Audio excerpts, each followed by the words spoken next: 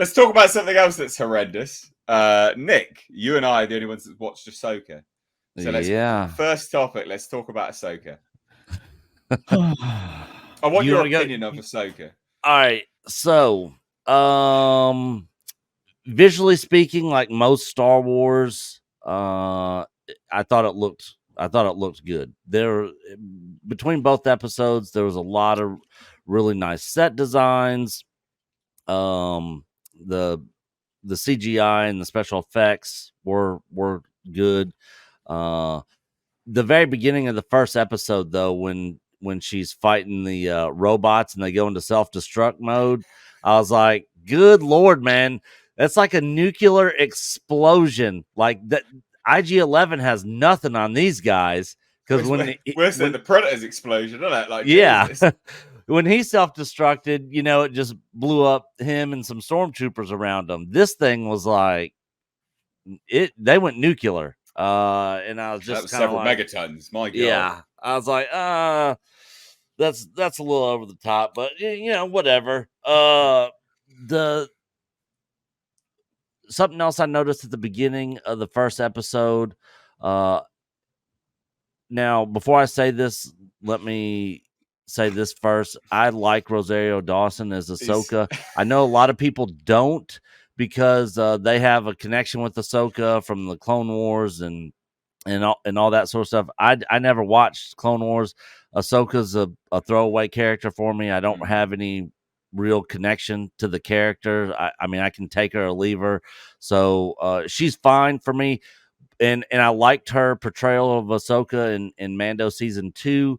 But in this, man, she is so stiff, delivering her lines. Like, everything is like monotone. Like, the whole time I'm just thinking of Ferris Bueller's Day Off, where the teacher's just sitting there, Bueller. And it wasn't just her. Several other actors and stuff in there, it was the same way. It felt like so stiff, like there was no emotion or anything. And I'm just like, not a fan. Also, a lot of just walking, looking around, just kind of leisurely doing this or that. I'm just like, good God, speed it up. From what we got in these first 2 episodes and length of time, we got a whole movie in Star Wars in less time. And we knew the plot, we knew the story, we knew everything. All I know out of these first 2 episodes is there's some Stargate thing that goes to another galaxy, and they're trying to get there. And that's it. I mean, all this other stuff, it's just the figuring out of the puzzles. Like she goes into the temple at the beginning of the first episode and just mysteriously knows that there's something underneath of her. She makes a perfect circle with her lightsabers that she uses the Force to go in. That I thought was pretty cool. I like that. She used the Force, lightsabers went in, and then she spun around and they made the perfect circle. I thought that was cool.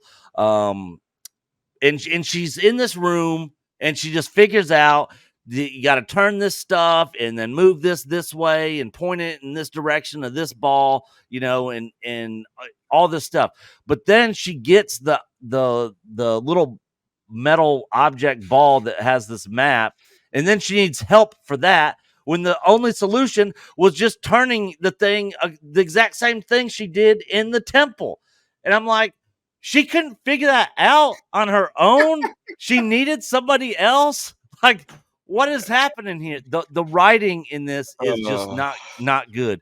Now, I know a lot of people out there, because I've been watching people's reviews, been hearing people's thoughts and comments on it, and most people seem to really like this. And I didn't hate it. I gave it a 6 out of 10, so it's just very meh. But I didn't really love it or really like it all that much either. Again, like most everything Star Wars, I can cherry pick stuff out of these first 2 episodes where I was like, that's cool, I like that. We did get to see a Mon Calamari cruiser, some X-Wings, that's cool, but they were just, there for visual, visual, Member berries. member berries, pretty much. And then at the end of the first episode, freaking Sabine gets stabbed with a lightsaber and pulls a Reva and survives it. The lightsabers have no. Nobody should fear lightsabers anymore. You can get stabbed by them and survive. Qui-Gon is the biggest puss in the entire galaxy. A full-blown Jedi couldn't survive it, but freaking Sabine, who's not even a Jedi, can survive it. Reva survived it twice, once as a kid, once as an adult. I'm just sitting there like, what is happening here? Dave Filoni is a hack. I am not a fan of his at all. I hope the show gets better, but these first 2 episodes were just honestly a bit boring at times. Okay. A lot of time. There was some cool sections, some cool parts.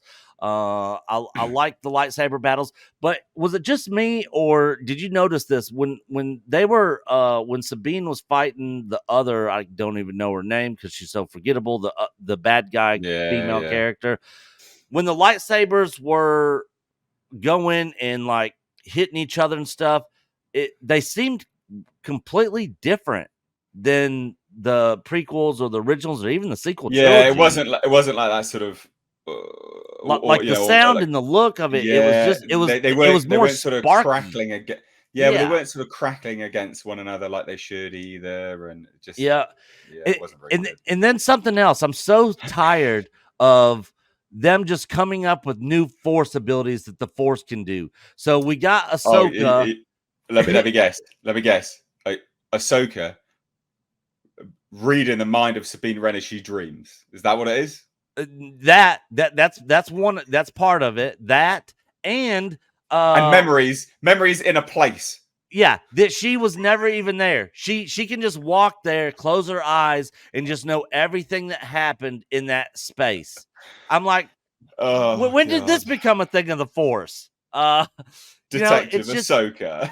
Yeah, I face palmed so many times during these first 2 episodes. It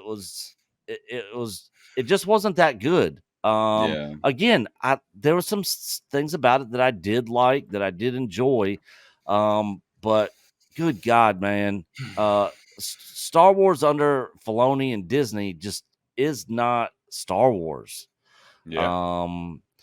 So I'm gonna keep watching the show. We'll see what happens. We'll find out that they're obviously gonna end up figuring out how to travel, to this other galaxy. There's I was just left with a lot of questions, and this is the other bad part about trying to review. Obviously, we can only review the first 2 episodes because that's all they've given us. They're just dropping an episode at a time after this, but I don't know what's going to happen. Maybe at the end I'll be like, okay, this all makes sense. But right now I'm just kind of dumbfounded and lost and have more questions than answers. Do you want my thoughts? Yeah. I'll give you even more questions. Yeah, that's pretty much sums it up. And I'm sure you'll probably bring up some stuff that I'm not even thinking about. Will I? Right. The best thing of the show is Ray Stevenson. He's great. Oh yeah. I want a whole show. I want what this show should have been. My thoughts are, in a nutshell, what the show should have been is a cat and mouse game between Ray Stevenson's Balon Skull and Ahsoka. That's what it should have been. Mm-hmm. Now, you comment about Ahsoka going, and finding the star map. The star map, which is a prize star map to the last known location of Grand Admiral Thrawn. Yeah, it's the Force Awakens all over again. We got to get the map. Who the fuck made the star map? Yeah, exactly. Who made the star map and put it there? Surely you could just go and ask them. Who made the star map? Yeah, when they were already gone. Who made it? How did they know? Where are they? Yeah. Anyway, absolutely. That's complete bullshit. Absolute complete bullshit. Such nonsense. Again, as you rightfully pointed out, Ahsoka figured out where the map was from spinning some nonsense. She knew how to open it. She didn't need the key. Was she knew how to? You could have figured that out, love. Okay, you didn't need Yeah. Sabine. That's a No. MacGuffin to get Sabine in the show. Yeah. Why was Sabine in the city waiting to give a speech, and then she left the city and went home? Oh, that music. Literally just to show she's a badass. Hate it. Absolute terrible writing. I hated Plot it. hole. Why on earth? Shit music. Why on earth would you go like that? When we talk about plot holes, you've got to put yourself in universe and go, why did someone do that? There's no actual reason. So she went to the city. She was literally there in front of the mural. She was ready to give a speech, and then she left. Yeah. Why did you go in the first place? I got the feeling of that freaking phony Filoni took a page out of J.J. Abrams' book when he did Star Trek, because it was like almost like a exact duplicate scene of when Kirk was going down the road, you know, with the Beastie Boys music, and but this was some other weird music with lyrics, and I'm just like, what is happening here? Hate it. So that's just to show that Sabine is a badass, right? And then Ahsoka is like, oh, I need you, Sabine. No, that star map's got to stay here. And then Sabine just does the same thing again and runs off. What? I hate this character. She's a bitch. And then she decides to cut her hair, so now she looks like a boy. Cool. Story arc complete. Who cares? Why? There's so, honestly, why is everyone who's powerful is a woman?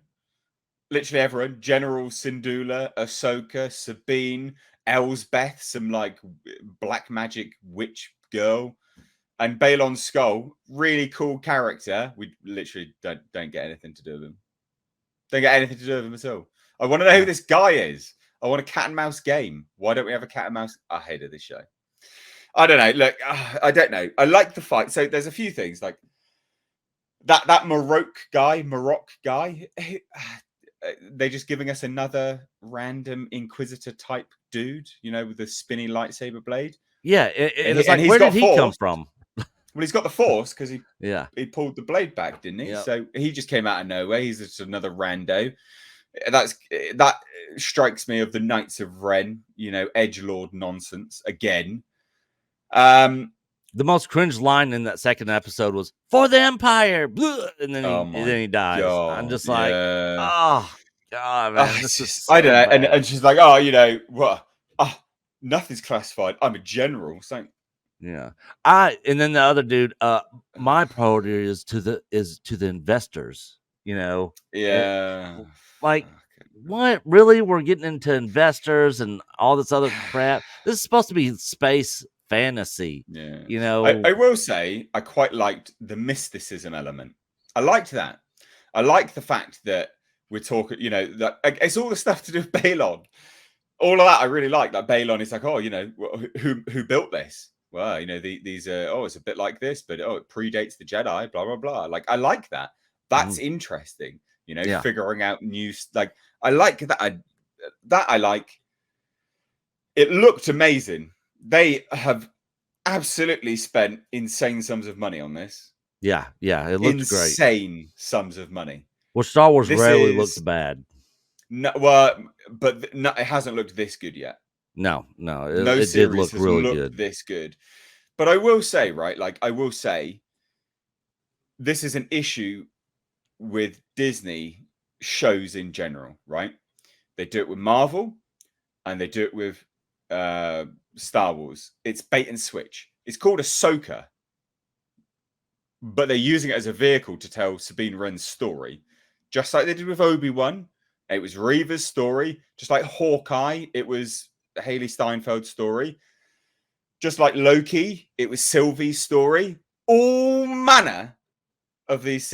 It's the same bait and switch playbook. Their naming conventions for these shows is god awful, and it has been so bad for a long time. This should have been absolutely a cat and mouse game of Balon Skull and then Ahsoka. That would have been epic. Ray Stevenson, whenever he's on screen, you go, wow. Like, he's got charisma, great actor, great costume. He's my favorite character in the first 2 episodes by far. He's a big guy, but they've padded him out. He's got big shoulder pads on. He's a really imposing dude in the show, but there's like nuance to his performance. Great actor. He's the best actor out of everyone because everyone else is bloody shit as well. Yeah. God. Now, there's a lot of this. Yeah. Yeah. The whole That's time. the show. Just crossing your arms and looking. You guys have made me bored and fall asleep just listening to you. I was going to ask you, Nate, what'd you think about the opening crawl of the first episode? Did anything pop in your head while that was happening? I actually liked having the opening crawl again. Yeah, I did too. But did anything come to mind? So, all right. So when I was watching that opening crawl, it felt very Conan-like. The red lettering, the soft music in the background. You know, it felt like I was getting ready to watch like a Conan movie or something. There's a lot of exposition in this show as well because not everyone's watched Rebels and Clone Wars or whatever. Before the dawn of time, Ahsoka was the greatest Jedi ever known. That's basically it. Yeah. Wow. But yeah, Dave Filoni said you do not have to watch Rebels or Clone Wars to watch this show. You 100% do because Gary Ambrosia was talking last night when I was giving my just quick review thoughts on the show, and he didn't watch any of that, and he was lost. He was like, I don't know who any of these people are. I don't know what they're talking about. And when she's like, when Ahsoka's like, yeah, I left her, and the whole thing between her and Sabine and all that stuff, like he was completely lost. He didn't know what was going on. Or I don't remember, but I predicted that we were going to get a bunch of these articles after the show come out saying the 15 episodes you need to see of Rebels and Clone Wars. It's already out there. They already do. Exactly, Nick. Yeah. I was just going to say. So this is a problem for them. Yeah. And this is a problem that kind of plagued the Marvel shows too. In the Marvel films. And I shouldn't have to do friggin' homework to watch this show. They should be able to get me up to speed pretty quickly.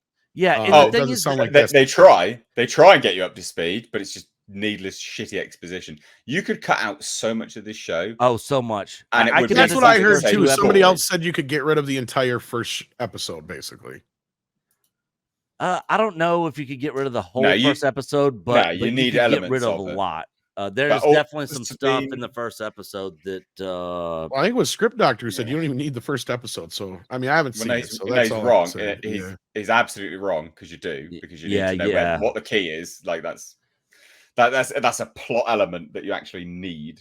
You know, you have to have that, and it sets up the dark side elements. So you do actually have to. Yeah, anyway, I'm not going to get into it, but you do have to have the first episode. But there's chunks of it. Like 10, 15-minute chunks that you can just get rid of entirely, and it'll be the same episode in terms of storytelling. Yep, 100%. Anyway, I'm going to stay with it. We're going to watch it weekly. Me and you, Nick, we'll keep talking about it on Thursdays. You poor bastard. You're going to have to listen to us review it. I know. Well, I can do other shit in the background while you guys are doing this. True. But let's shuffle on. We've got some great super chats here, so we're going to get to these first before we move on to another Disney failure. Can I just add something real quick? Yeah, I guess so. Yeah. There's no way I'm watching the show. I didn't ask you to. All right, good. I said me and Nick. I know you're not going to watch it. I'm going to watch the show.